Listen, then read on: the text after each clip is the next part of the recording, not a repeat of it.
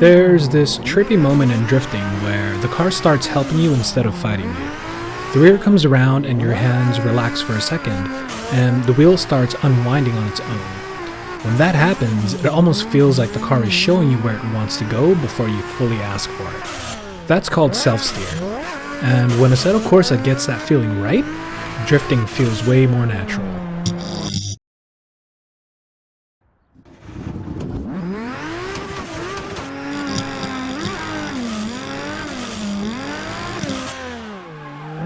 A good drift car doesn't feel good just because the steering is heavy. That's the part that gets misunderstood a lot in sim drifting. Heavy force feedback can feel serious at first, but if the wheel is only fighting you, the car doesn't feel more realistic. It just feels tiring. What you actually want is steering that tells you what the front end is doing. When the front tires are loaded and the car is rotating, the wheel should start giving you direction instead of waiting for you to force every correction. That's when the car starts to feel good, because you're not fighting the wheel the whole time. You're letting it move through your hands and only stepping in when the car needs a little help. In real drift cars, that self-steer comes from the whole front end working together. Caster is a big part of it because it helps the steering want to return.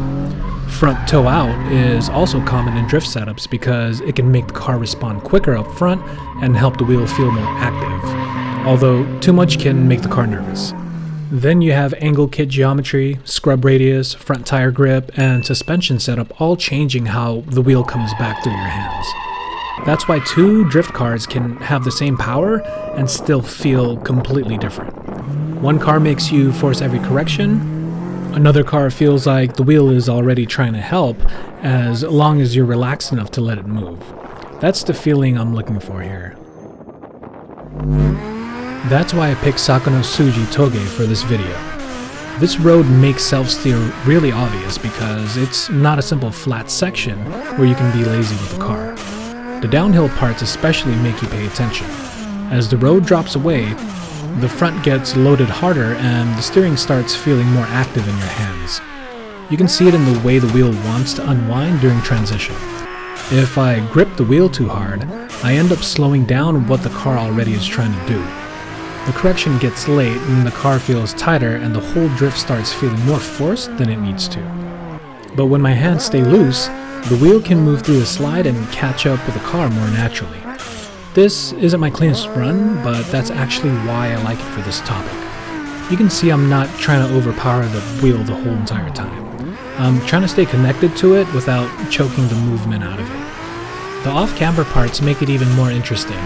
When the road falls away from the car, the drift doesn't always give you the same warning. Sometimes the rear starts moving quicker than expected, or the front feels sharper because the weight is moving around in a way that it doesn't feel as settled. That's where loose hands become critical.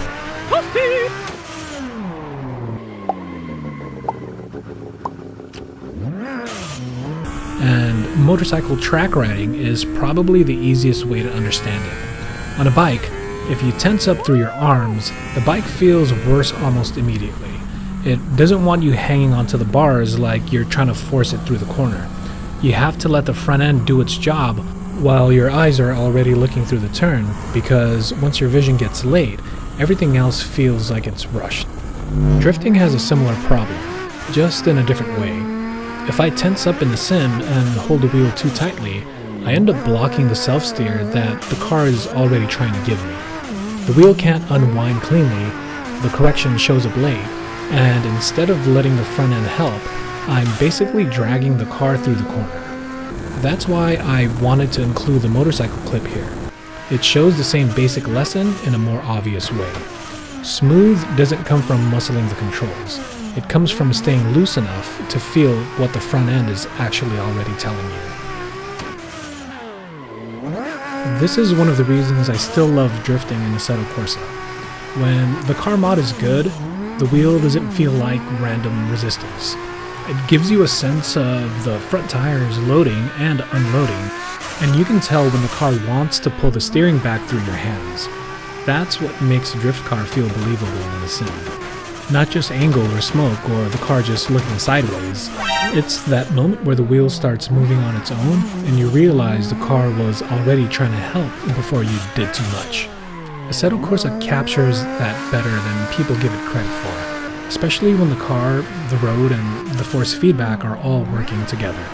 So when people ask why some drift cars feel natural and others feel weird, I don't think it's only about force feedback strength. A good drift car shouldn't feel like you're arm wrestling it through every corner. It should feel like the front end is giving you information and your job is to listen without getting in the way. That's what self-steer is doing here. The car rotates, the front loads up, and the wheel starts coming back through your hands. If you stay calm enough, the car does part of the work for you. That's the part I'm still chasing. Not gripping the wheel harder, just letting the car steer and only stepping in when it actually needs me. I'll catch you on the next one. Peace.